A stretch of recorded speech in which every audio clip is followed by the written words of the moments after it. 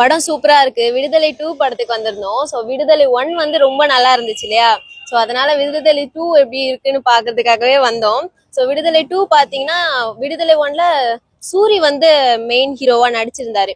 இதுல பாத்தீங்கன்னா விஜய் சேதுபதி தான் நடிச்சிருக்காரு மெயின் ஹீரோவாவே.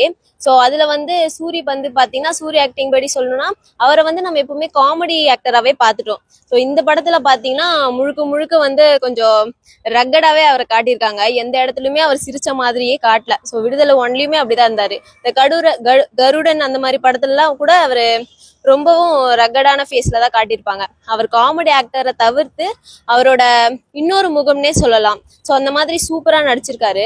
விஜய் சேதுபதி வந்து அவர் எந்த எந்த ரோல் கொடுத்தாலுமே சும்மா மாசா தான் பண்ணுவாரு. ஸோ இந்த படத்துலயுமே அப்படிதான் சூப்பரா பண்ணியிருக்காரு. ஸோ அவரோட லுக்கா இருக்கட்டும், அவரோட பேச்சா இருக்கட்டும், அவரோட பாடி லாங்குவேஜா இருக்கட்டும், எல்லாமே வந்து டிஃப்ரெண்டா இருக்கு. விஜய் சேதுபதி வந்து இதுல கொஞ்சம் ஸ்பெஷலா காட்டியிருக்காங்க. ஸோ ஏன்னா வந்து அவரோட அவரோட மக்களுக்காக போராடுற மாதிரி காட்டியிருக்காங்க. ஸோ அந்த பார்ட்ல பாத்தீங்கன்னா அவரை வந்து 2-3 இடத்துல தான் காட்டியிருப்பாங்க. இதுல நிறைய இடத்துல காட்டியிருக்காங்க. ஸோ வந்து ஹீரோயினை பத்தி சொல்லணும். ஸோ மஞ்சு வாரியர் வந்து சூப்பரா கொடுத்துருப்பாங்க. வெற்றிமாறன் அவரோட படம்னாலேயுமே வந்து ஹீரோயினுக்குன்னு ஒரு தனியா வந்து காட்டியிருப்பாங்க. அவரோட படம் எதுவா இருந்தாலுமே அதுல வந்து ஹீரோயினை வந்து மெயினா காட்டியிருப்பாங்க. அவங்களுக்குன்னு ஒரு கதை, அவங்களுக்குன்னு ஒரு ரோல் கொடுத்துருப்பாங்க. ஸோ இந்த படத்துலயுமே வந்து மஞ்சு வாரியருக்கு வந்து சூப்பரா கொடுத்துருக்காங்க. அவங்க ஹேர் ஸ்டைல் ஆகட்டும், அவங்க ட்ரெஸ்ஸிங் ஆகட்டும், எல்லாமே வந்து ரொம்ப நேச்சுரலா செம அழகா இருந்தாங்கன்னே சொல்லணும். ஸோ வந்து விடுதலை 1ல பாத்தீங்கன்னா வந்து போலீஸ வந்து மையமா வச்சு அந்த படம் எடுத்திருப்பாங்க. ஸோ வந்து அந்த ஊர் ஜனங்கள் தான் வந்து தப்பு பண்ண மாதிரி அந்த மாதிரி காட்டியிருப்பாங்க.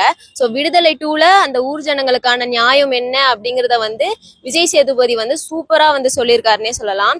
ஏன்னா வந்து அதுல வந்து ரொம்ப நெகட்டிவா காட்டியிருந்தாங்க. அந்த ஊர் ஜனங்கள் தான் தப்பு பண்ற மாதிரியே காட்டிட்டு இருந்தாங்க. ஆனா இந்த படத்துல வந்து அவங்களுக்கு என்ன வேணுமோ அவங்க உரிமையை அவங்க கேக்குறாங்க.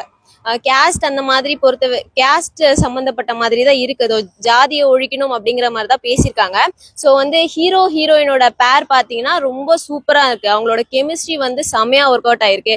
ஸோ வந்து ரொம்ப ரொமான்ஸ் இல்லாம, ரொம்ப வந்து டிராமா மாதிரி இல்லாம ரொம்ப அழகா பண்ணிருக்காங்க. ஸோ நார்மலான கப்பல்ஸ் எப்படி இருப்பாங்களோ அந்த மாதிரி கொடுத்துருக்காங்க. ஸோ அவங்களுக்குன்னு ஒரு அழகா ஃபேமிலி அந்த மாதிரி சூப்பரா கிரியேட் பண்ணிருக்காங்க. ஸோ வந்து ஹீரோ வந்து கொஞ்சம் ரொம்ப மாசா காட்டாம அவரும் வந்து ஒரு நார்மல் மேன் மாதிரி அந்த கூட்டத்தோட ஒரு தலைவர் அந்த மாதிரி தான் காட்டியிருக்காங்க. ஸோ ரொம்ப பில்டப் அந்த மாதிரி எல்லாம் எதுவுமே கொடுக்கல.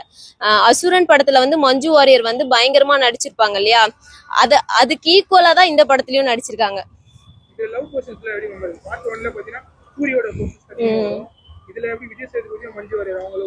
அவங்க லவ் போர்ஷனை விட இந்த கெமிஸ்ட்ரி ரொம்ப நல்லா ஒர்க் அவுட் ஆகிருக்கு. ஏன்னா வந்து சூரி அவர் வந்து லவ் வந்து நம்ம அந்த அளவுக்கு பாத்திருக்க மாட்டோம். அவரை காமெடியா தான் பாத்திருப்போம்.